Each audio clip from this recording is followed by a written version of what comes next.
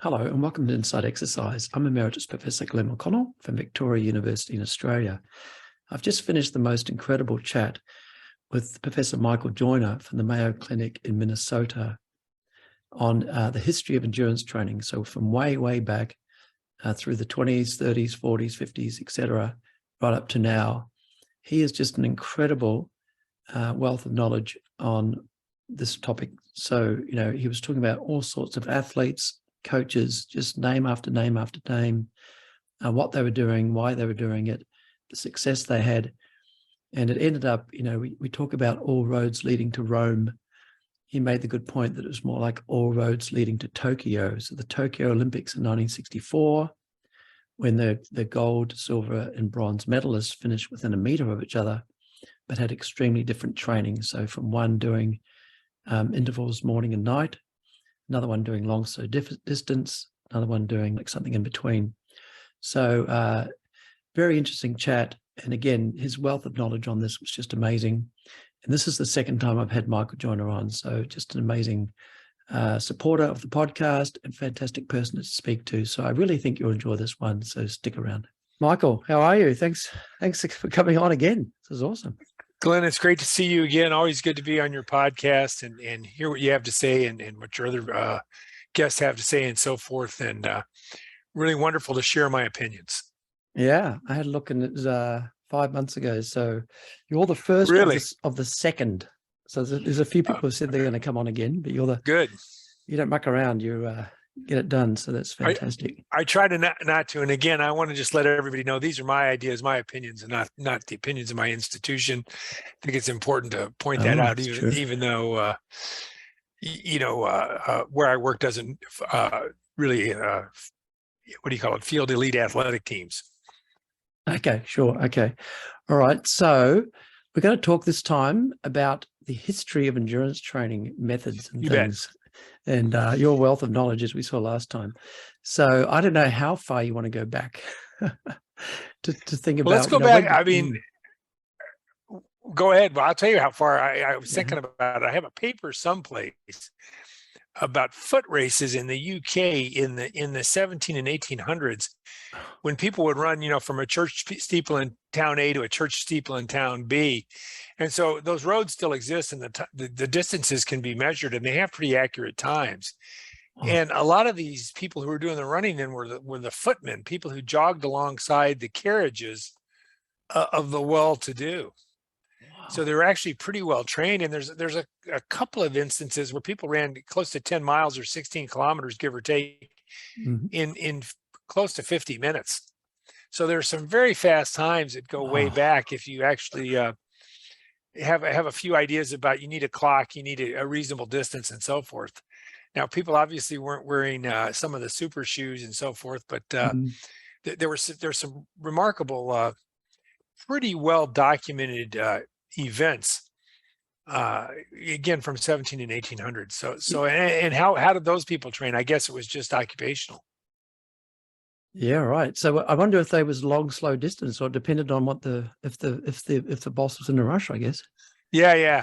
Well, I don't know how. If you think about a carriage, I don't know how fast they could travel in those days. Certainly, horses can go very fast, but you would think they weren't galloping from city to city as they were towing carriages for the well-to-do. So you would think it was a modest pace. And what do you think about Pheidippides? Is it the idea about marathon in Greece? Right? Was that true? Do you think, or who knows? Oh yeah, I think who knows whether he died, but there was a guy named Pheidippides. That's pretty clear. And there were these messenger runners, and there are some incredible distances that have been reported much farther than the 40 kilometers he is alleged to have run or thought to have run, or the legend says he ran, from the plains of Marathon to the center of Athens after the victory over the Persians, where he apparently said something like "We conquer, I conquer," or whatever, and dropped dead. But I think in the run up to that, as he was rallying other city-states in the war with the Persians, I think he had run 160 kilometers straight and all kinds of other things. So I think there are some pretty remarkable stories there. We know about the Tarahumara Indians in northern Mexico who do remarkable things. And there are other feats that people have certainly talked about over the years. Some documented, some not so well documented, but many believable for sure. So, when we got started talking about this particular pod was when I came across a video, an old classic video. What was the guy's name again? I've forgotten already. That voice, David Perry's voice. David Perry, right? Yeah, he did all the 16 Days of Glory and all the famous Bud Greenspan documentaries, right? Yeah. So this one was on Peter Snell, who, as you know, won I think the 800 in 1960. Right. In Rome, and then the 800, 1500 in Tokyo in 1964. Absolutely. And talking about the classic Arthur Lydiard. So right. I don't know if you want to talk about him.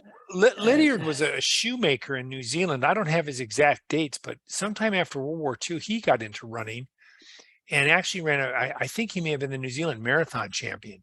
And he had played around with all sorts of things and sort of came up with this idea of a 10-week period of marathon training where the goal was to run 100 miles a week or 1,000 miles, followed by some hill training and some speed work, and then a kind of this peak racing experience. And of course, those runs were not just jogs. They were at a pretty brisk tempo, but not crazy. But if you go outside of Auckland, you see those hills up and down. And so there's a lot of varied terrain built into the hills and a lot of long runs. And I think there were some very, very famous, quote, loops that he had of 17, 18, 19, 20, or even 22 miles that people trained on. And so I think what was innovative about Lydiard is, he had some outstanding distance runners like Murray Hallberg, but who just recently died. Yeah. Who won the 5,000, I believe, in 1960, and was an interesting man because he had a brachial plexus injury from a rugby accident, I think, and couldn't move one arm. He had a withered arm as a result, or a paralyzed arm as a result. But I think what his gift was, or what Lydiard did was to get people like Snell, who was a terrific all-around athlete, had great speed. If you watch his last 200 meters in these video clips from the 800 and the 1500 and mile, incredible, and built up his endurance to do that. So I think that's what Lydiard was well known for, and you got to remember when this became popular or became notable or famous or well known throughout the world, it was the late 50s when these people burst onto the scene. And prior to that, really since the time of a guy called Rudolf Harbig in the late 1930s, a great 800-meter runner from Germany who died on the Eastern Front. There'd been a lot of interest in interval training. And certainly after the war with Zatopek, Igloi, the Hungarians, and so forth, Vladimir Kuc, who dominated the Olympics where you are now in the 5,000 and 5,000, no, in the 5,000 and 10,000. But in the 1920s, was he? No, 1950s. Vladimir Kuc was. Yeah, and so what you have there is this intense interest in interval training, lots of repeat 400 meters with a 100 or 200 meter jog, lots of fast 200 meter times, lots of even 100 meter repeats, 150 meter repeats, some longer intervals, 800s, 1200s, and 1600s or miles. But so you have this whole period of a lot of interval training starting in the middle 30s into the really later 50s when Lydiard comes around, and people still were doing a whole lot of interval training in the 60s as well. So there's 3 or 4 main schools, and then you have also the fartlek school from the Swedes that was popular, which was more naturalistic, varied pace training out in on beautiful trails and so on and so forth, and that gets adapted by Cerutty in Australia, Percy, Cerutty, and Herb Elliot. So there's been 3 or 4 strains throughout. One is speed work, whatever you want to call it. 2 is fartlek, or sort of naturalistic training, speed play sort of thing. Yeah, speed play. And then the other one is let's go just run a lot of mileage. Yeah, and in the let's run a lot of mileage, there's people let's run a lot of mileage slowly, and then let's run a lot of mileage a little bit faster. The slow people would be Van Aken, the German, and his protege Harold Norpoth. When was that? Sorry, when was that? 64. Norpoth won the silver in the 64 Olympics in the 5,000. Okay. And then Ron Clarke and the group, again, a group in Melbourne who ran high mileage, but ran it fast. So this all kind of comes to a head or a peak in the 64 Olympic 5,000 meter final was won by a man named Bob Schul on a muddy track in Tokyo. Schul ran the last 1,200 in just over 3 minutes. And Schul was trained by Mihaly Igloi, a Hungarian man who had defected to the United States with some of his runners after the 1956 Hungarian Revolution. This is just, sorry, but this is just all awesome. Yeah. He just been an ex-runner. This is awesome stuff. In the 56 Olympics and settled in Los Angeles. And Schul had, I think he was in the Air Force or was doing something in LA and started to train with them. So Schul rarely ran farther than 400 meters fast. So lots of really fast 100s, 200s, 400s. And he did intervals twice a day, every day. Now, what people forget, and what people forget is, so Schul wins the race. Second is Norpoth, who's living in Germany, trained by a guy called Ernst von Achen, and Norpoth is running hundreds of kilometers per week, very few of them fast. Okay. And really was on a restricted diet, so he was quite lean. And then the third person, about a meter behind, all these guys finished within about a meter, was a man named Bill Dellinger, who went on to be the track coach at the University of Oregon for many years. But Dellinger was trained the way Bill Bowerman trained people, which was some mixed training, very similar to what we do today. Some what you would call as longer continuous runs, some very long runs, some short intervals, some long intervals, some hill running, and the contribution of Bowerman, the coach of Dellinger, was this insistence on hard, easy training. So a hard or high volume data followed by a recovery day, followed by a hard or high volume data. So in that race, which again, a meter separated the top three people, you have an interval trainer, you have a long, slow distance trainer, and you have a mixed trainer. You also, in a couple of meters behind, have Kipchoge. Before the Kenyans really burst onto the scene in =68. Now the Ethiopians were already there with Mama Walde. That's true. And not Mama Walde, excuse me, Abibu Bikila. Mama Walde in 1968, but with Abibu Bikila. So anyways, that's where it's happened. So you've had these streams of thought. So that really kind of coalesce in '64. And what's interesting, Glenn, as I kind of keep going here, is if you read the training programs of people in the late 50s, 60s, and 70s, you'll see people that have almost identical personal best, but very, very different ways that they trained. Very different ways that they train. Now things are much more homogenized, So I keep thinking about a couple of times we've said to each other on Twitter that all roads lead to Rome. Yeah. So in that way, that's an amazing example, of that 5,000. Maybe all all roads lead to Tokyo 4 years after. Perfect. Oh, and that people have constantly asked me. They say, Mike, you need to write a book about running, or how to train people and all this other stuff. Combine your personal experience, what you've observed over the years, and what you know as a physiologist. And I tell them I have, Glenn. It's called the running haiku, and the running haiku goes something like this: run a lot of miles, some faster than your race pace, rest once in a while. And for those following at home, it's 5-7-5. 5 syllables, 7 syllables, 5 syllables. So it qualifies as an official haiku. And if you look at that, that's all you can say. You're going to have to take me through that again. Okay, run a lot of miles. That's 5 syllables. Right. Some faster than your race pace is 7 syllables. Rest once in a while is 5 syllables. So it's a 5-7-5 haiku. Okay. A running haiku. So so the guy that did intervals twice a day, every day, he didn't really do that, right? Or did he? Well, he rested once in a while. Yeah, once in a while. And he ran. I mean, when you total up the total volume of his training, it was quite a bit. Not much. Oh, it was quite a lot. Okay. It was quite a lot. Oh, they did sessions of 200s and 400s, multiple sessions of 20, 30, 40. So if you look at the total amount he was training 3-4 hours a day. All right. Oh, wow. Okay. So you know what? I can't help, because you see on Twitter, people just go sort of really enthusiastic about zone 2, just do zone 2, just do this sort of low, although zone 2 does tend to bounce around a bit. It's not that clear what they mean by zone 2. Correct. But you're talking about mixing things up, basically, which is more interesting anyway when you're training, isn't it?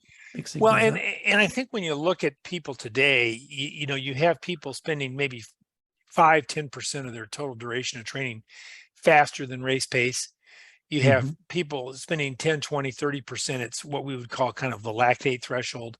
And then 67 to 80% below that. I think that's what's emerged in the last, 20, 30, 40 years. And that's what's done most places by most elite athletes all over the world. And if you look, for example, at Kipchoge's training, and you rewind 40, 50 years, it looks very similar to what Frank Shorter and Bill Rodgers were doing. Very similar.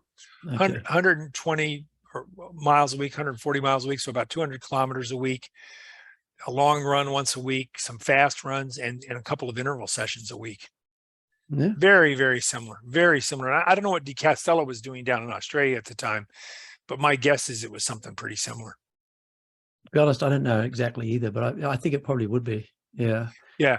Now, just what I've heard here and there. Before that, you had Derek Clayton, who is still quite fit. Your good friend Mark Hargreaves has actually tested him into his middle 70s, and as he's riding the bike a lot, I think he said his knees replaced, Mark told me. But he ran very high miles, I think up to 250, 300 kilometers a week, or 150, 200 miles per week. And I think a lot of what he did was just grind out the miles fast. So what you would call threshold training now, a lot of stuff around 5-minute pace, 5 minutes, 30 seconds pace. And that was the idea, that he did a lot of his running at his marathon pace. Correct. Which was, 5 minutes per mile. I'm happy to say that I was actually involved in so I did my master's with David Costill, 89 and 91. And then I started my PhD, did my PhD with Mark Hargreaves, 91 to 95. Right. And David Costill actually came down because, he was doing all that retesting of all these. Yeah, those guys, you bet. So he actually came down to Melbourne, and we VO2 max tested Derek Clayton in 1991. And I was the guy in charge of the Douglas bags. And that was very he would have been 50. He would have been about, I would think, 50 then. And I think his max was quite high. It was still about that was a weird thing. His max was about the same as it was back in 1969. Yeah. It was 70 mils per kilo, but his VO2, his mils per kilo, sorry, his VO2 at submax was a lot higher. So he was less efficient. Right. I almost wonder if he had some dodgy knees. He couldn't really straighten one of his knees. So as you mentioned, so I don't know, but he basically had the same VO2 max, but he had a higher oxygen consumption at the same workload. So it meant that he didn't get to the same, absolute workload.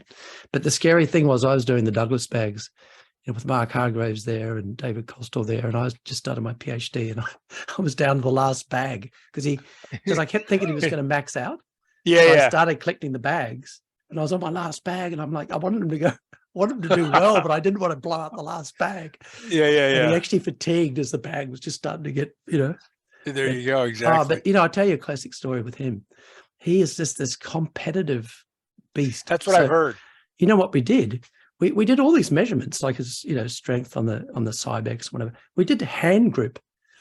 What does he care? He's an ex-marathon runner. He does the hand grip, and I say, okay, we do 2 on each hand, and we take what's the best. So we do 2. He's like, just absolute psycho. And he goes, give me one more. I'm like, no, it's the best of 2. Give me one more. I said, what do you care? Give me one more. And he did one more. So I just had that incredible mental toughness or something. Now, can I ask you a question? Yeah. So those guys that are all the roads led to Tokyo, which is great. So those guys in the 5,000, what do you think if you'd mix those up? So if you'd taken the guy that was doing it, sorry, I've forgotten their names already, but if they'd taken the guy that was doing the intervals twice a day and then sort of made him long, slow distance, and then, do you think rather than taking them at that point, if you'd got a hold of them earlier and they'd had the different coaches, what do you think would have happened? I guess they had different. Well, I think, physiologically, all the things that they were doing would have gotten you the same VO2 max, the same lactate threshold, the same running economy, that sort of thing, right? Okay. So I think then it becomes a question of how people relate to their coach.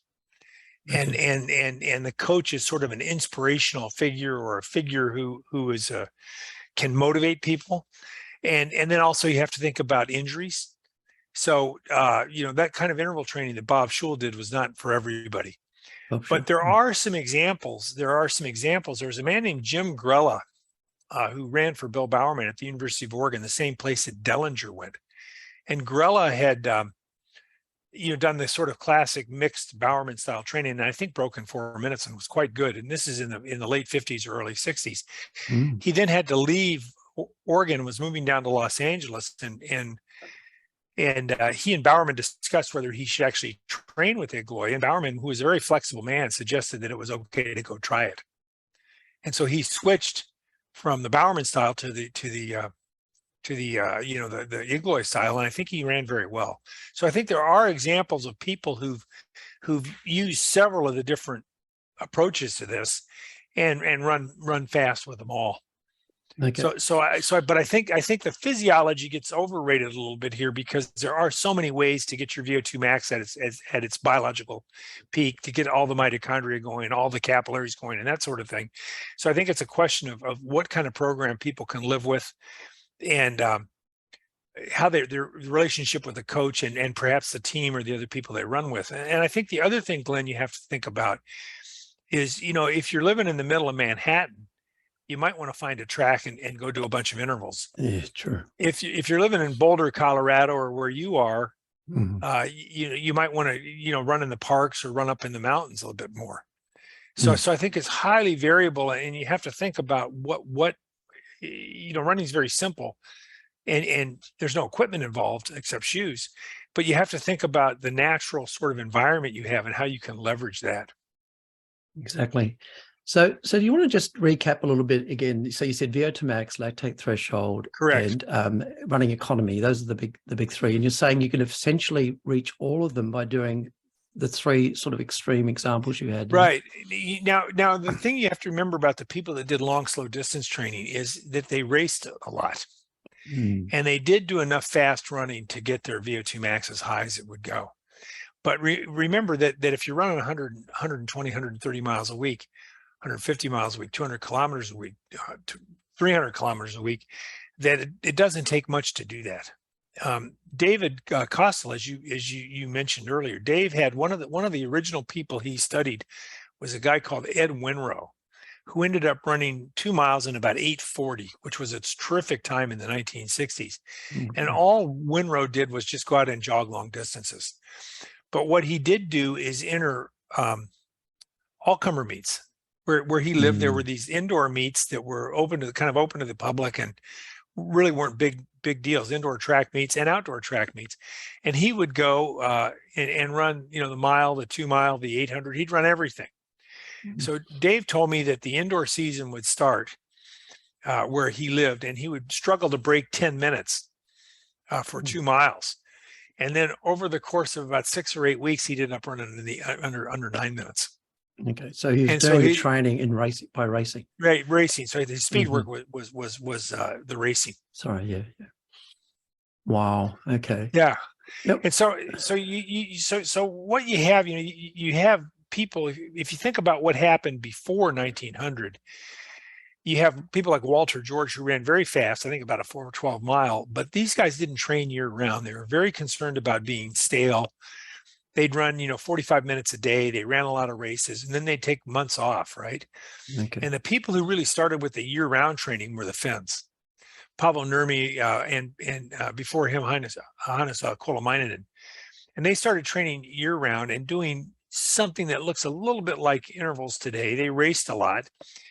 And I think Nurmi did a lot of long, fast walks in the morning. He said later that he wished he had done more running and less walking. So you have that sort of going on. And then you have people in the US like Glenn Cunningham, who ran about a 402, 403, 404 mile in the 1930s. And if you look at what those guys were doing, they were running probably about 20 to 30 miles a week, or 35 to 50 kilometers a week. And they were doing 5 mile or 8 kilometer hard runs. And they were running a lot of races, and their speed work would be something like 4 times 600 meters with full recovery in quote basketball shoes. So they run a 600 really fast, And then, walk and jog, a half mile in between, and do it again 4 times. Then people started to get their volume up a little bit in the 30s, and run faster. And then in Reindl and Gerschler in Germany started to think about interval training. And at the time, the idea was that interval training, getting your heart rate up to 180, let it recover to 120, get it to 180, would stretch the heart and make the heart bigger, because people hadn't learned anything about the mitochondria and the capillaries. They just want to have a big heart, big cardiac output. Okay. And their main protege was a man called Rudolf Harbig, who set a world record in both the 400 and the 800. And Harbig's record in the 800 stood until the 1950s. Wow. Hang on. When did he run that? Sorry. When did he run it? In like 36 or 37. And it's 37 after the 36 Amazing. Olympics. So he lasted a long time. Then obviously you have, things stopped during World War II, except in Sweden, where Arne Anderson, and I'm blocking the other guy's name. It's about time you forgot someone's name. Yeah, Gunnar. God, what was his name?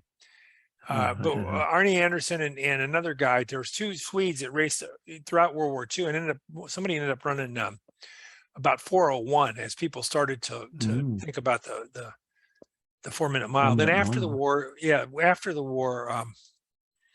and their coach was Gosta Holmer, Gunder Haag and Anderson were the people. And then what happened is people got into interval training, and that's, obviously Zatopek running repeat 400 after 400 is 1956. Yeah, 52. Remember he won, and in 48 he won a couple of medals in 48, and he won 3 medals in 52, and I think he was 5th in the marathon in 56. So you have That's true. He kept getting longer and longer. Yeah. Yeah, you have Zatopek doing that. Then the East Europeans really pick up on interval training and with great zeal, led by the Russians with Kutz, and there were outstanding Polish runners and some outstanding Czech runners as well, but the Hungarians especially. And then by 60, you start seeing some pushback on the intervals all the time, with both Cerutty and also Lydiard, as we discussed. And then what happened is as the kind of the hippie movement started in the later 60s, people felt that, coaches were authoritarians. All this interval training was too structured, and people were concerned about breaking down, getting injured, and they wanted to go out, do X, Y, and Z. And then the long, slow distance stuff started. So you blame the hippies for that. Okay. Yeah, but the fast people were always running fast, at least doing some fast running. Hey, it was interesting. Keep going. Sorry. No, but then what happened, Glenn, I think people, if you look at what I was doing in 1980 when I ran track for the University of Arizona, it's very similar to what Dellinger was doing, very similar to a very standard program that would be done today. Run 4 or 5 miles every morning, run 8 or 10 miles most evenings, do some speed work twice a week, and do a long run on Sunday. Yeah, that would be very, very similar to what people are doing today. It's interesting because that's what I was never a fantastic runner, but that's what I used to do. Basically, what you described, like Monday easy. Oh, actually, I wasn't doing twice a day. Monday easy, Tuesday, what was it? 400-meter repeats. Wednesday hills, Thursday easy, Friday 1K repeats, Saturday easy, Sunday a race or a long run. Or if I did a race, I'd then do a long run after. So I'd do like 2 hours, something. That's like kind of what you described, right? Except on a less level. That was only 100 Ks or 100 and something Ks a week. Right. So you just add the 2 days a week. Or you add twice a day. You add and you add 100 kilometers a week. You add 5 kilometers every morning, 6 days a week. Exactly. or 8 kilometers 6 days a week, and there you are. So that's what happens. And what's interesting about this in parallel is what the swimmers have done, is because you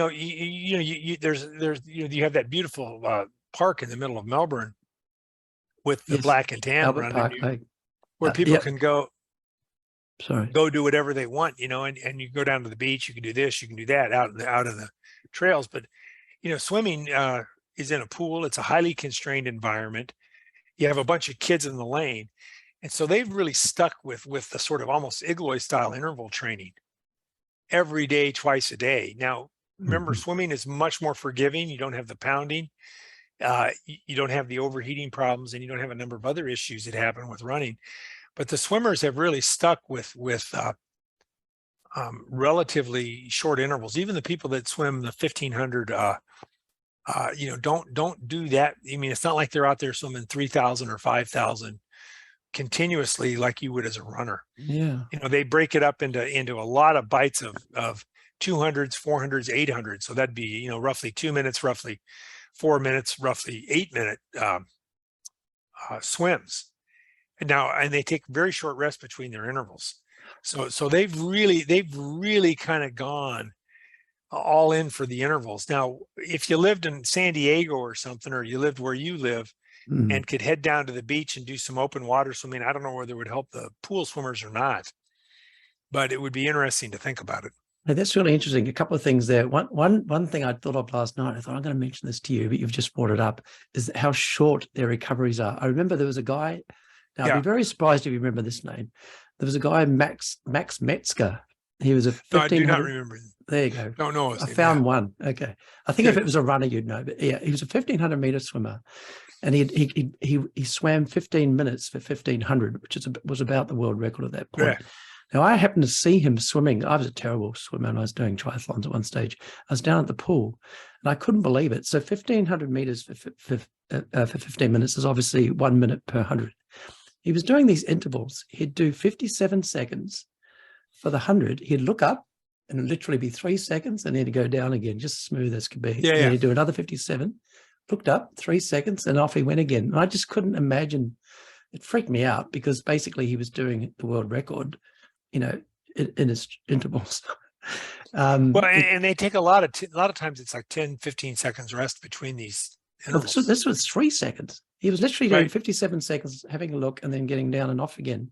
That was just amazing. And like, as you touched on, swimming's very different to running. You couldn't imagine doing, running like that. Right. Well, and most people find a running form or running economy the running form that is pretty good in terms of their optimal running economy, even though some people look horrible. But swimming is a skill, a tremendous skill. And what's different about swimming than running too is that, in swimming, people are good at an event, maybe good one event shorter, one event longer, or a couple events longer. Where in swimming, you have people that are world class in every freestyle event.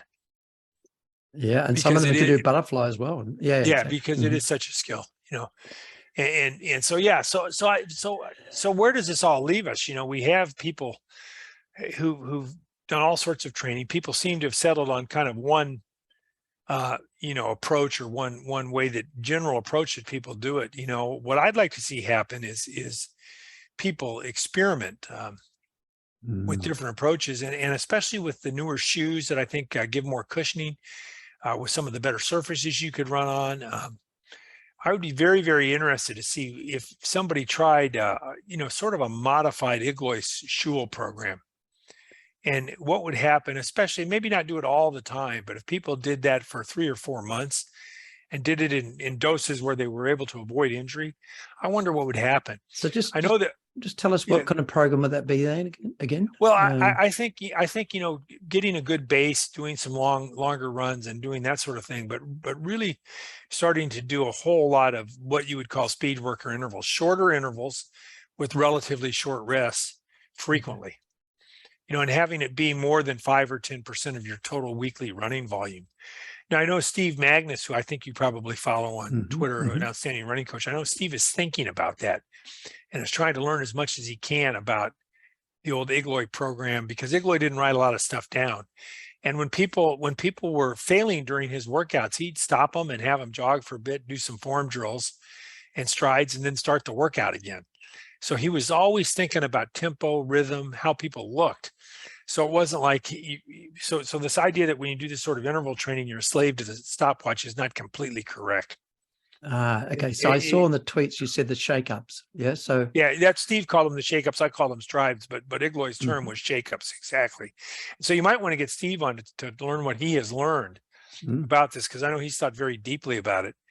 But I really wonder what would happen if people did, got up in the morning, did a bit of, jogged over to a grassy field and ran, 30 or 40 times 100 with a 50 jog.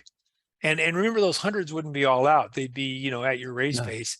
And then came back in the afternoon and did, 10 or 15 400s. Again, not, and that's part of the problem, not where you're, throwing up at the end or feeling nauseous or really wasted, but under some sort of control. I try to do this. I'm almost 65. I try to do this on the bike, and I post my Peloton art. Oh, I saw that Peloton art. Yeah, it's impressive. I look at the average power. It's pretty impressive. Yeah. Well, I keep thinking that the things maybe not be as calibrated as well as they might be, but somebody put a YouTube up of somebody calibrating their Peloton, and it seemed pretty good. So who knows? And it fits into the whole. The older I get, the better I was.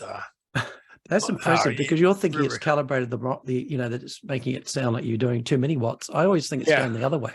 It sounds like it's too few watts. I'll take it either way, But the point is, it's nice to get a good workout in. And like today, I did 2 minutes easy, then 4 minutes harder, and I ascended the workout. Did a nice ladder where you went each of the 4 minute segments, you went a bit faster, or at least every other one. So you had 5 big bites in, and I was probably going, my guess is close to 90% of my VO2 max at the end, and it was quite challenging. So do you like to mix it up? Because, for example, when I was doing my running, it was always Tuesdays was 400 repeats. And Fridays was always 1K. It sounds like, do you mix it up a bit to see how you feel? So I am pretty strict about hard easy. Like tomorrow, I'll do some very almost unloaded cycling, 100 watts, and then some rowing, and just really try to stretch out over like 30 or 40 minutes, and then come back the next day. And if I still feel wasted, I'll take another easy day, and then do some sort of interval workout. And like I said, I've gotten into making Peloton art, and minute on, minute off, 2 minutes on, that sort of thing. Which sort of, or if you do it for an hour, that's 20 bites, and that's something like the old 20 times 400 meter workout that I used to do when I was a kid. But I'm not competing for anything other than to make better Peloton art than the next guy.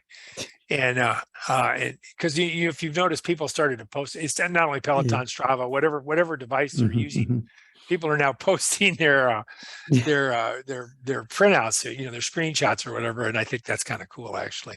Is it fair to say, looking at your Peloton art, it's more artful than doing like a lactate threshold ride? You don't tend to sort of post something where you've just gone up and constant workload. But do you do that though, or not? Not really. Once in a while, but I make pyramids and so on and so forth. I'm going to try. I averaged 315 watts or something like that during lockdown. I averaged 315 watts for an hour a couple of years ago, and I'm thinking now when on my 65th birthday, I might see how I can do it. See what I can do.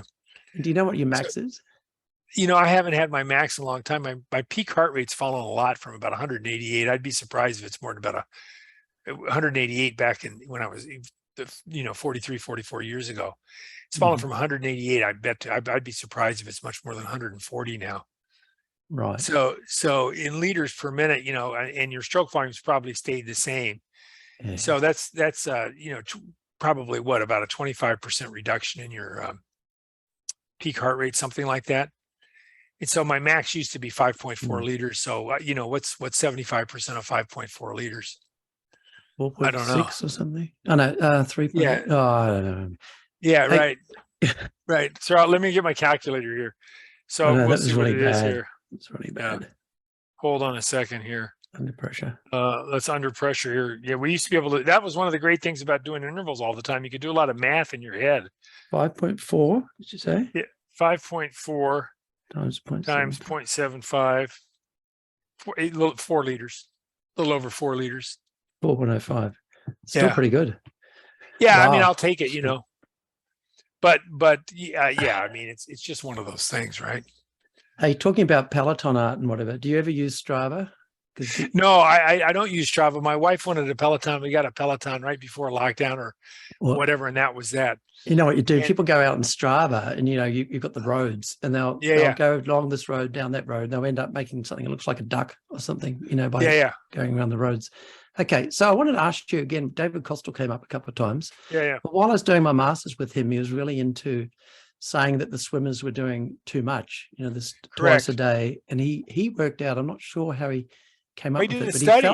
he felt like you don't need to do more than 1,000 calories per day is what he thought. So it's about 10 miles for a runner.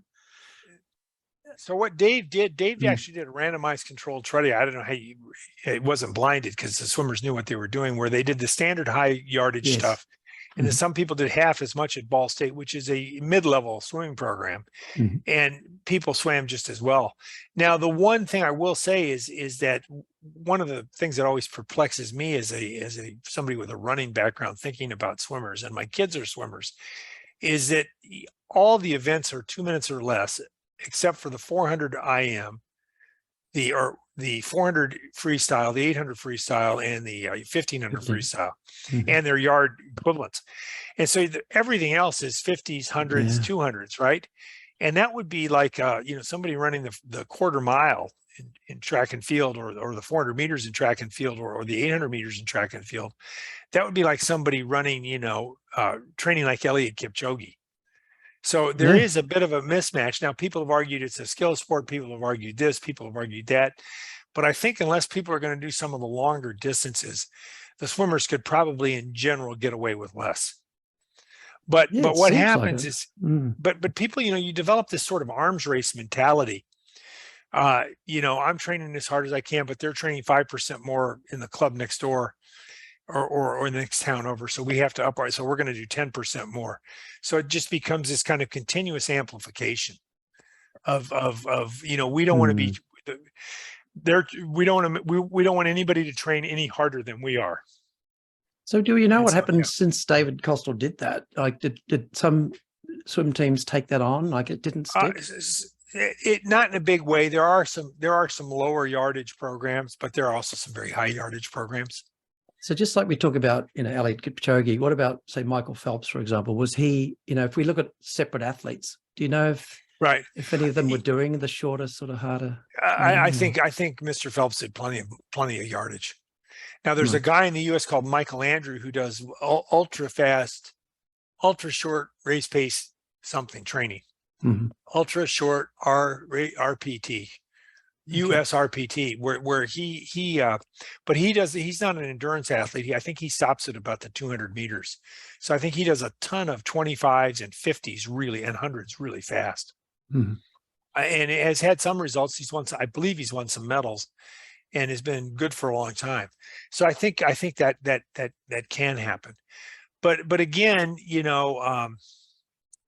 hard to know what is the best way. And we were talking about how you have to adapt, to your own ecosystem, whether it's what you're doing sociologically, where you live, what kind of group you're with. You think about somebody like Roger Bannister, who ran a lot of very fast 400s and 800s, but he had a very limited period of time to train because he was, he was a medical student and medical student. So he was very time pressed. And so that did the trick for him. And there's pretty good data on his VO2 max, which was in the upper 70s and so forth. So he was certainly had plenty of physiological ability. Right. So all roads lead to Tokyo, but I guess you need to have the genetic background, or not everyone's going to get there, right? If they do the same program. Right. So what do we say about that? Well, what's interesting, you and I both remember the first running boom. In the 80s and 90s, and what some of the people that were breaking 3 hours for the marathon or 2 hours and 45 minutes actually looked like. There were these people who were generically good athletes, but a lot of times big people who would get quite lean from running 80 miles a week, and they'd read Runner's World or some popular magazine, and if Frank Shorter or Bill Rodgers is doing it, I'm going to try it. And so there were all sorts of people that were running pretty fast. And what I like to tell people is that if you think about it, you take the average male off the street, especially before there was sort of worldwide weight gain. They had VO2 maxes of around 3 liters per minute, weighed about 75 kilos. If you take that person and really have them train as hard as they can, you can get almost anybody's VO2 max to about 4 liters a minute. Okay. Right now, some people much higher. So 65 or so? Mills? No, I'm saying so. And if they lose a little bit of, if they lose a little bit of weight from 70 kilos, say down to 65 kilos, most people can have most young healthy males, if they train a lot, do the high intensity work, and get as lean as possible, can have VO2 max values in the middle high 50s or low 60s. Okay. And that now everything above that is a bonus. So if somebody has biological ability and their VO2 max with training goes from 3.5 liters a minute to 5 liters a minute, and they get super lean, then you have something there. But then you also have to have the running economy and lactate threshold. So I think that there's a whole lot of people who can have VO2 max values in the higher 50s and lower 60s for men, and about 10% lower than that for women. But again, you have to really train hard. You have to do a lot of it, avoid injury and that sort of thing. And then it also gets people, to very low body fat levels, less than 10% for men and less than 20 for the women. So people are quite lean. Thinking back again, you remember what people looked like at these road races back in, Well, you just have to watch old movies like Saturday Night Fever, and you see how lean people. Correct. The average person in the 70s was lean. It's just gone crazy, as we know. Just thinking about Arthur Lydiard again, just where we sort of started when I first contacted you. He made it sound like he just went out and grabbed a whole bunch of local guys and trained them up, and they all ended up. Well, maybe they didn't all end up, but a lot of them ended up. And I think he did. But I think what happens is you had a period where people were all around athletes then. So these people were physically active. They were riding their bikes. They were playing rugby. They were playing tennis. They were doing all sorts of other things, right? So they had this tremendous kind of background of fitness. So naturally, the top athletes in the area would have gravitated toward. He was a very charismatic man. I met him once or twice. He was a very charismatic guy. And was somebody, like all good leaders, people wanted to follow him. And so I think once you got a few good people and they started to have some success and it became sort of tribalistic, I think other top athletes in the area gravitated toward him. And that really and then you get people like Harbig who was out of choices because of his arm. And then you get people like Snell, who was terrific, a terrific all-around athlete. Good at a lot of things. And Snell was a big man. I mean, he's 6 feet tall, weighed about, I think he weighed about 170 pounds. I don't know what that is in kilos, but he was a big guy, especially at that time for a runner. I think once that happened, it's, Katie barred the door. Sorry. Katie barred the door, which means, hold on to your horses. Hold on to your briefs. Whatever, horses, or just once something like that happens, the horses bolt. There's an avalanche type of effect or just amplifies a self-amplification loop where you have success, then you get better athletes have more success, then more good athletes want to come train with you. Then kids who are maybe at another program across town think, well, let's take the bus over to train with Lydiard's group or whatever. And I often think that must be what's happening in Kenya as well, because you've got all these people living quite near each other, and your uncle is like a former Olympic bronze medalist, and your cousin is like a silver medalist, and it doesn't seem so unusual. Well, and you think about places where there've been, there are people other than Herb Elliot that were good who trained with Cerutty. So a lot of times there are people, there are groups that sort of coalesce around a coach or around a charismatic athlete or in a place. Certainly Boulder in the United States has had that reputation. Tallahassee, Florida, not Tallahassee, Gainesville, Florida in the early 1970s, where there became a collection of people. Oregon for over many years, Eugene, Oregon. And so you have a situation where there's excellence breeds excellence, and then people sort of self-recruit themselves to those environments. All right, great. So I know we have to finish up soon, but just a couple of quick things. What you said, so I know Peter Snell was an all-round sort of athlete before he became a runner. I saw people talking on Twitter about this concept of not getting kids too early and getting them to specialize. Yeah.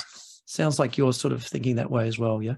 Yeah, I would think in general, people need to develop as good athletes. We had a woman who was coaching at one point, one of the coaches at the local swim club, and she had kind of classic Russian/Soviet style physical education and been physical culture training, and she'd been a world-class rower herself. And she said, it's much easier to teach kids flip turns if everybody had tumbling. Oh, wow. From and gymnastics. and in gymnastics. Mm. And again, when I was a kid in the 60s, everybody had this sort of classic physical education. Everybody learned to Mm. tumble, everybody learned to jump on a Mm. trampoline. And I'm sure it's the same in Australia. And now that has drifted Yeah. away, and these kind of basic sort of core Mm. motor skills that people had, tumbling, jumping rope, things like that, Catching a not as ball common even. as they used. Yeah, Not as common as they used to be. And when people right. have those very generic skill sets, Glenn, it's easier to teach them to do other things. Exactly. All right. And I guess you don't burn them out as early either. Correct. All right. The last thing I wanted is there was a Yeah. bit going around that you mentioned. There was a Twitter question or two, and you mentioned about overtraining, Right. overreaching. So maybe if we just talk about that a bit, because I guess we haven't sort of said, we haven't considered, it's sort of like, oh, if you do enough, you'll get good enough. But what about Right. overtraining? What do you think? Is that and overtraining is one of those things. It's everybody knows it when they see it, but it's really sort of hard to define. And you just feel stale, unmotivated. Is it psychological? Is it physiological? The Trappy brothers, who took over for Dave Costill at Ball State, Scott, I saw Scott present some very, very interesting data about some changes in skeletal muscle that revert as soon as people rest, and sort of kind of prolonged fatigue and so forth.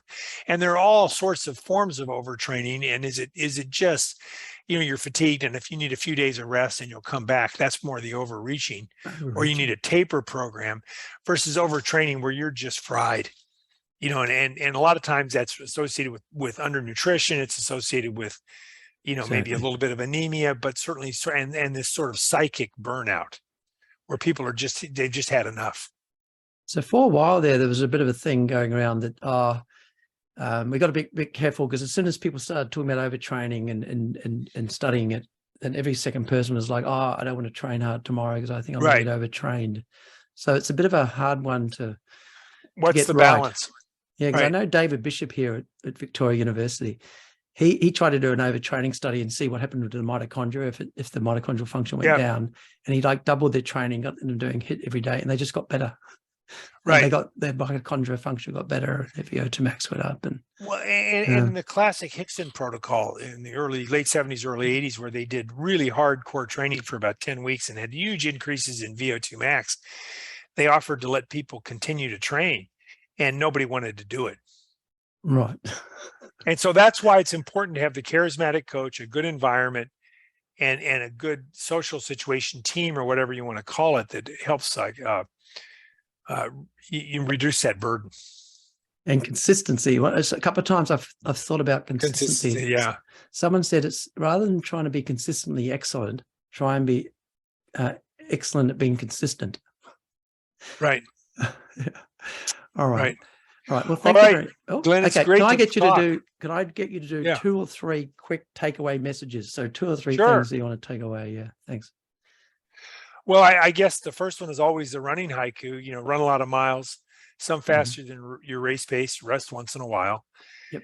I think the next thing is to be consistent, find something you like to do and do it regularly. And I think the other thing that people fail when we're talking about overtraining is never be afraid to take a day of active rest, which is essentially sort of a long warm up, sort of the shakeouts that we were talking about earlier, where the goal is to feel, less fatigued when you finish this active rest session or workout than you did when you started.